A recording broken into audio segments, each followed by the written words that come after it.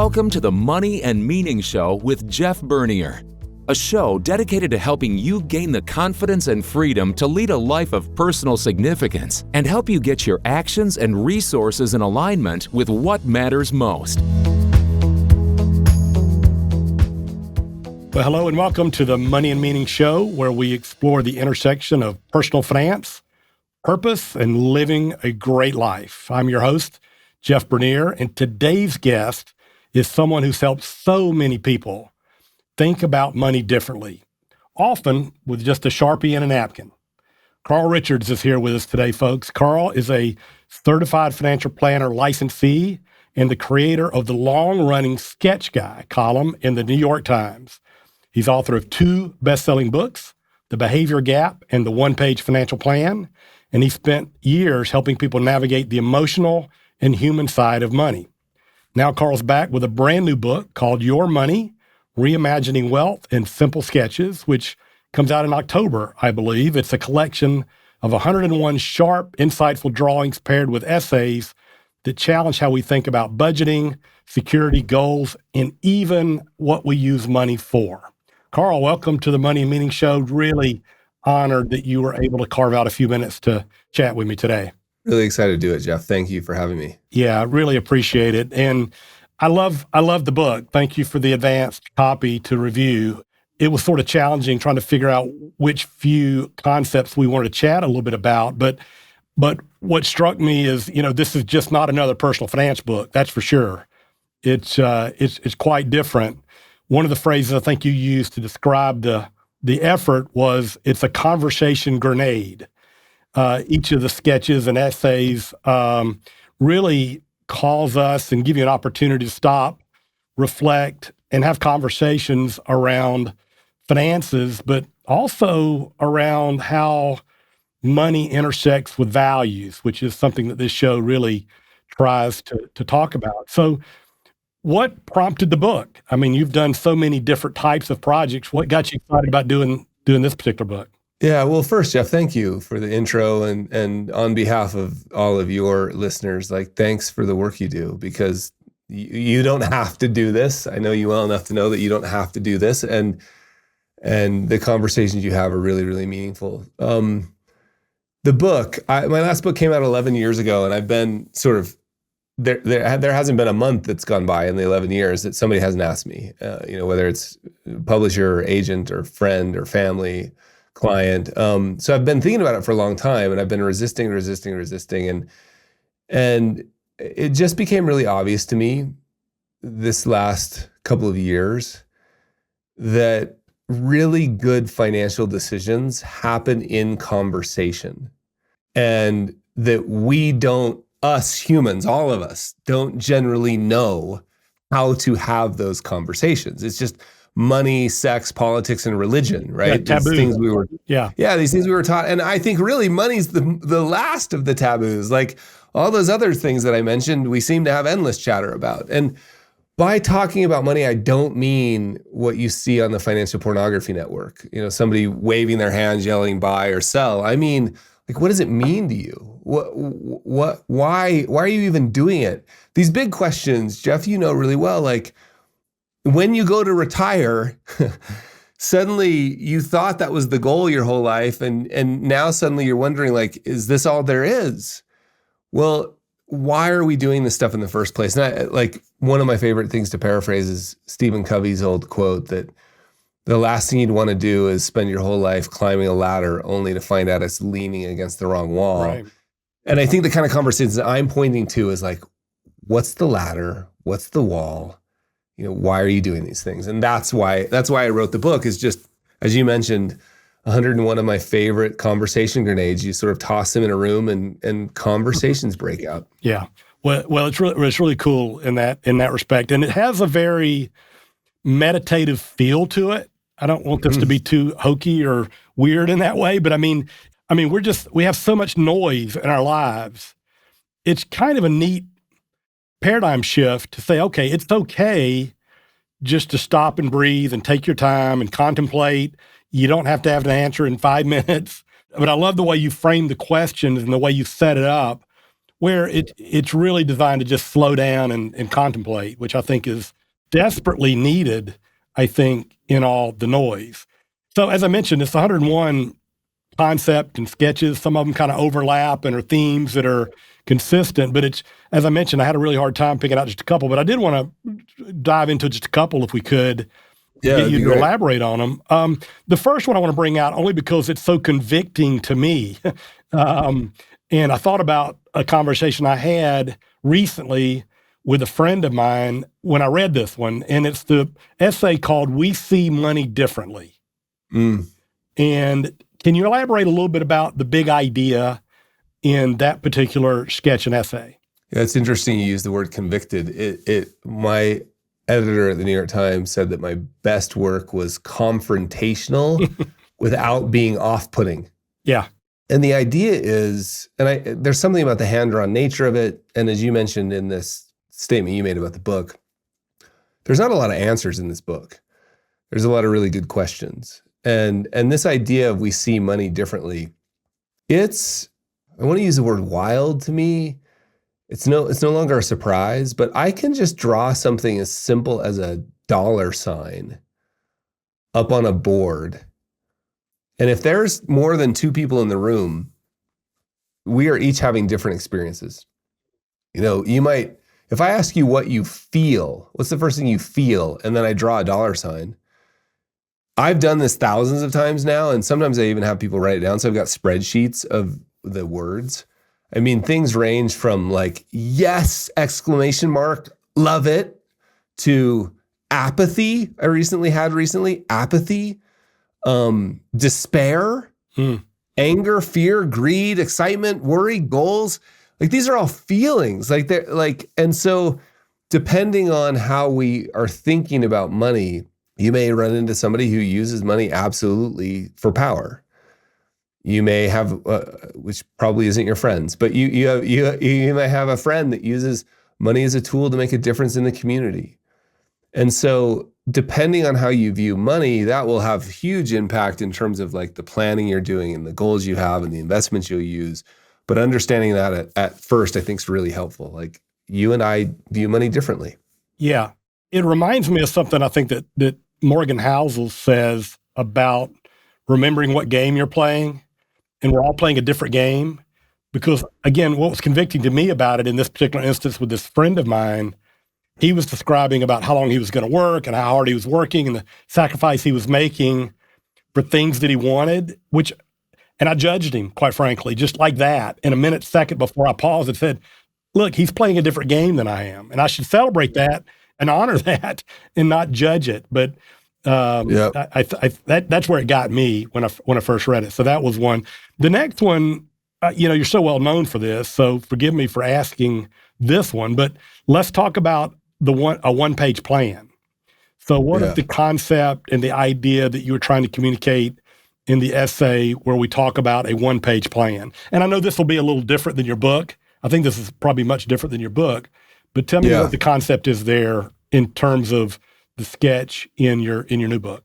Yeah. So if you were to think about the time you spend thinking or often worrying about money, if you've got no plan, chances are there's a whole bunch I just think of them as open loops. And when there's an open loop, we can tend to like ruminate on something without really even knowing we're doing it.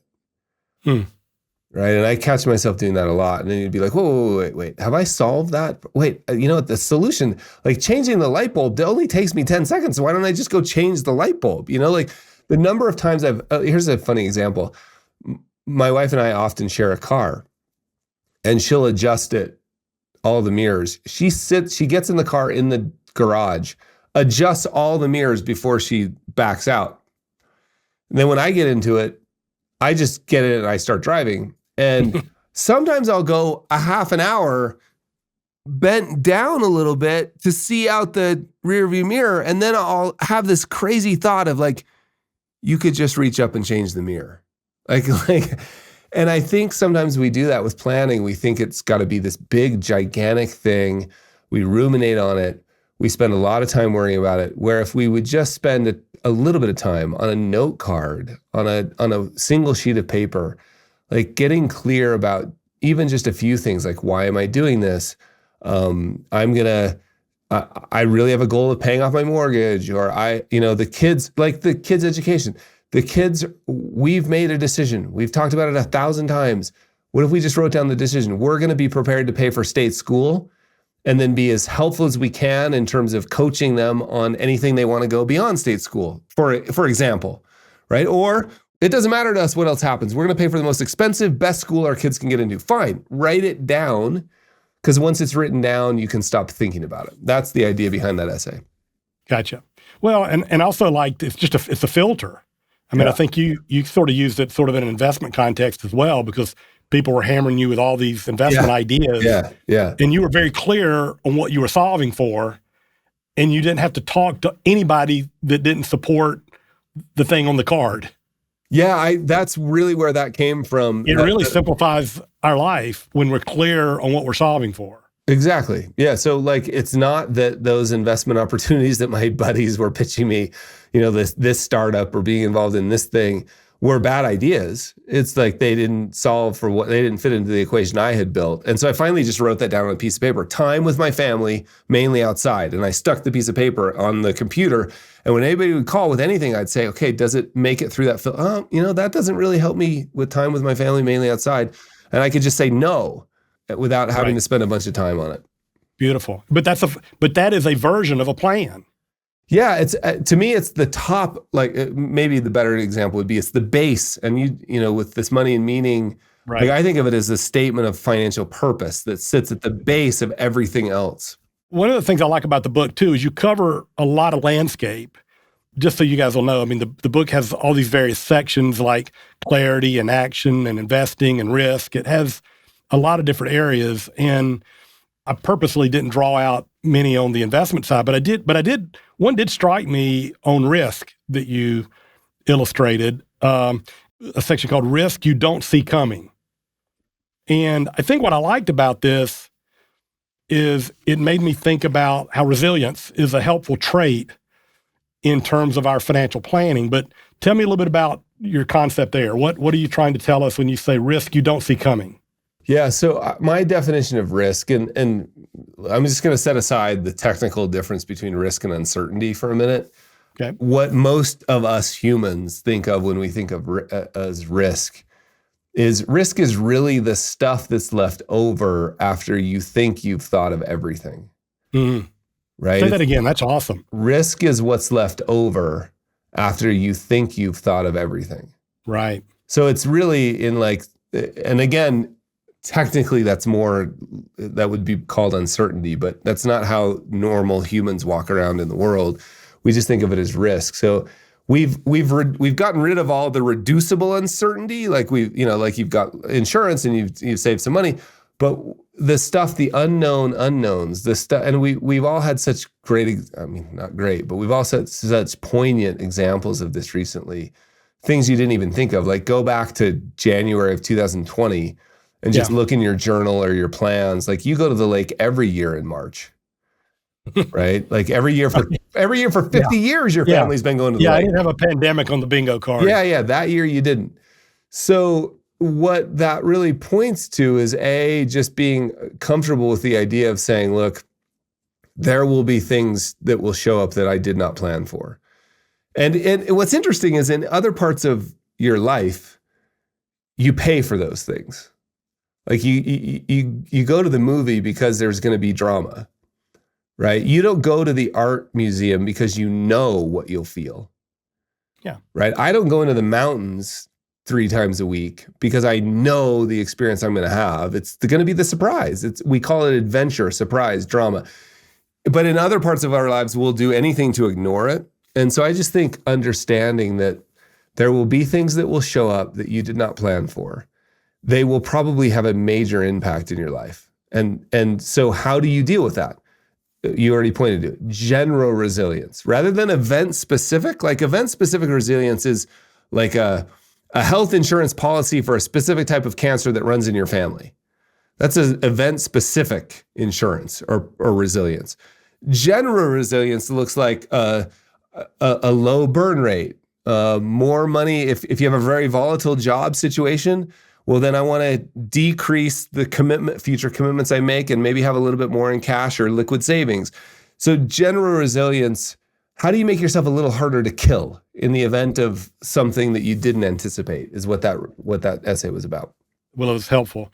I'm going to throw you a little curveball here because this isn't really in the book, but it's something I've heard you say, and I love it, and I'm working with it. I've been working with it since I heard you say it a little while back. And again, I think it speaks to this whole idea about our values, resilience, and flexibility. But you say a term that you have strong beliefs loosely held. Mm. And forgive me if that's not fair to ask this question, because again, it's kind of out of left field. It's just part of something I heard you say that really, I've been working on that for the last 60 days after I've heard you say it. Can you explain to me kind of what you mean when you say, I have strong beliefs, and if I misquoted you, please correct me. Yeah. I have strong beliefs loosely held. Yeah, it's strong opinions. Strong opinions, okay. Strong opinions loosely held. And this is actually a framework of kind of decision-making that I first stumbled across in the venture capital world. Okay. So if you Google strong opinions loosely held, you'll end up with some of the thinking behind it. But I love this subject. So thanks for asking. I think when it comes to planning a successful life financially and sort of, I mean that like a meaningful, impactful life, you probably have an idea of what you want. You may be saying, like I really want to spend more time near the ocean. We live in the mountains in the West and we love the ocean. We want to spend more time near the ocean. If I want that to be a goal of mine, I can create, I think my favorite version of goals is a strong opinion. Like and I may even say, and I'm kind of tricking my brain here because this is the only way it works. Like I may even say, we are going to, in 5 years, we're going to have a house in San Diego. And then in the back of my head, I know like, hey, there's going to be some information that's going to probably show up between here and 5 years from now that might change that. So one way of approaching this would be to what you and I would call confirmation bias our way to that thing. So any information that shows up that's contrary to a house in San Diego in 5 years, I'm going to just dismiss because I don't want to believe it. Well, that's not based in reality, right? The other version could be like, I'm going to have this strong opinion loosely held, and then I'm going to be sort of on the lookout for disconfirming evidence. Gotcha. I'm going to be looking like, gosh, we thought, you know what? What if we went and spent, what if one summer we went and spent a week? Have you even been to San Diego? And then one summer you could spend a month, right? You could run some little experiments. And if new information showed up, it's okay. In fact, it's favorable. It's beneficial to your planning process to say, I think we could adjust that plan. So that's the idea of having a strong opinion. It's like you got to hold both competing truths in your mind at the same time. Strong opinion, it's okay if I change it. Yeah. Well, I love it because sometimes we get anchored on the opinion. Yeah. Even when we get all this new information that tells us we should change our opinion. Yep. We have to be real about, take in the new information and adjust. Yeah, Jeff, the opposite side of this is sunk cost fallacy. So my favorite example of this is like, if you make a batch of cookies and you put salt in instead of sugar, you don't have to eat them all. Right? Like you can make a new batch. Right. And that I'd like one more example. It's okay to change. If you decide that you're going to take your kids skiing for the weekend and you buy Friday, Saturday, Sunday ski passes and they're $150 a piece, which is just, it's $250 here in Park City. Crazy. Let's just say you spend $600 for 3 days per kid. And by Friday you ski, it's great. Saturday you ski, people are starting to get tired. Sunday you wake up and it's, heaven forbid, it's raining. It's miserable, windy. Right. You don't and have we're going to go suffer because we paid for it. Yeah, you don't have to say, well, we paid $200, we have to suffer. What if we sat in the hot tub, had a little hot chocolate? Like, you don't have to ski. So it's okay to not anchor so much to this goal if new information shows up that tells you like it's not important to you anymore. You're allowed to change your goals. You're allowed to change your goals. Love it. Love it. Yeah. So much of your content, both your speaking and your writing, does take really complex, sophisticated, high level thinking, but simplifies it. I mean, between the sketches and the short essays that are really good questions for us to contemplate for ourselves. And I know you have some hacks. And again, this is another one. If you've got time to just give us just a couple minutes on this too, I'm going to ask it. You told me that you've simplified your life some with really a mindset that has sort of 3 steps, which were show up and be present, embrace uncertainty, and take the next smallest step, or I think you call them micro actions. And so much of life, I think, can be fit into that. Do you mind expanding on that just a minute? Yeah, it's somebody, it's probably more than a decade ago, somebody sort of introduced me to the idea that if you embrace uncertainty, you're going to, another way to say that would be embrace reality. That's the truth. Right. And so yeah, I have seen so many in fact, there's this great, in Pema Chodron's book, When Things Fall Apart, she has this line where and I remember when I first heard this line, I was in London in the height of the pandemic. We were in New Zealand for 4 years and we moved to London for a year. I was in London. We had 3 kids living in different parts of the world. One of our kids was with us. It couldn't be more uncertain.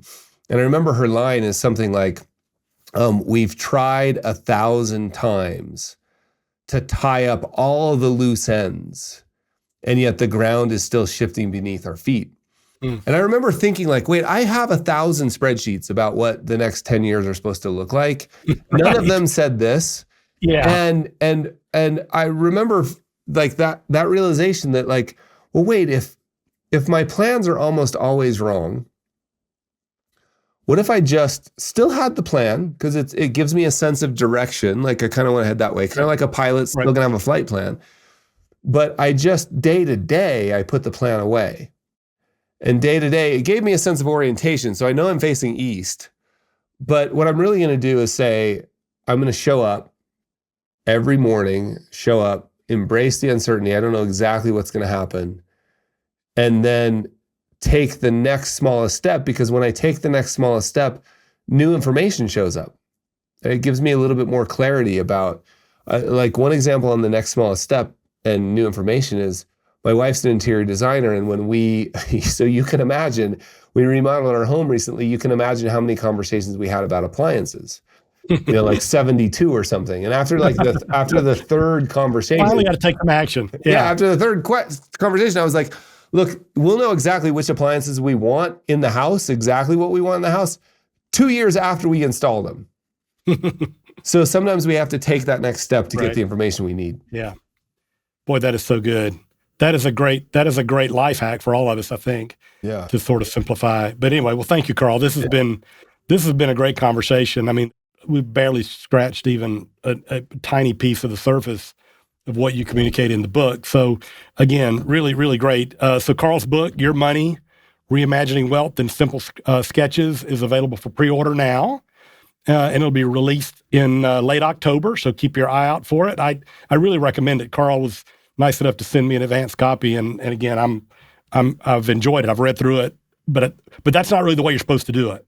I think you're supposed to do it by doing it really slow, a day at a time, maybe one a week even. Right. Love that. And contemplate on them. So again, thank you so much, Carl. Just really, you've had a huge impact on the way we coach our clients. And I know you're having the book will have a huge impact as well. Anything final you want to add here, or are you good to move on to your next conversations? No, Jeff, thank you. It's really obvious to me that you put in, I do a lot of these, and I can tell the difference between people who prepare and people who haven't. So thank you. That's like an honor. And I would just like encourage all of your listeners, just look, this thing we call money, right? Just starting to get our heads around, like, how do we align our use of it with what's actually important to us? If that was a Venn diagram, how do we get more of the, what's important and your use of money, how do we get more of that overlapped? And It turns out both of those circles take some work. Like, what's actually important to you? Right? Like, let's get clear. Not to your parents, not to your sister, not to Instagram. Like, what's important to you? And then on a day-to-day basis, how can I align that use of capital? I know that is perfectly in line with the work that you do, Jeff. So thanks for everything. And this conversation was fantastic. Well, I agree. Thanks again for being with us. And thank you all for joining us today for the Money and Meaning Show. Hope you found it helpful. If you'd like to check out past episodes, they're all available on your normal streaming services. Check them out. Give us a rating and share them with your friends. And until next time, have a great day. And thanks for joining. Be well. Thank you for listening to the Money and Meaning Show with Jeff Bernier, a show dedicated to help you gain the confidence and freedom to lead a life of personal significance and help you get your actions and resources in alignment with what matters most. We would love to hear from you. If you have any questions or comments on the show, feel free to reach out to us at moneyandmeaning@tandemgrowth.com, or you can find us on the web at www.tandemgrowth.com. Jeff Bernier is the President and Chief Investment Officer at Tandem Growth Financial Advisors, LLC, an SEC-registered investment advisor. This show is a production of Tandem Growth Financial Advisors, LLC. All information discussed is general in nature, is provided for informational purposes only, and should not be construed as specific financial, legal, or tax advice. Listeners should consult an attorney or tax professional regarding their specific legal or tax situation. Listeners should not rely on the content of this podcast as the basis for any investment decisions. A professional advisor should be consulted and/or independent due diligence should be conducted before implementing anything discussed in this show. While information presented is believed to be factual and up-to-date, Tandem Growth Financial Advisors, LLC, does not guarantee its accuracy, and it should not be regarded as a complete analysis of the subjects discussed. Tandem Growth Financial Advisors, LLC, does not make any representations or warranties as to the accuracy, timeliness, suitability, completeness, or relevance of any information prepared by any unaffiliated third party, such as guests on the podcast, and takes no responsibility for the same.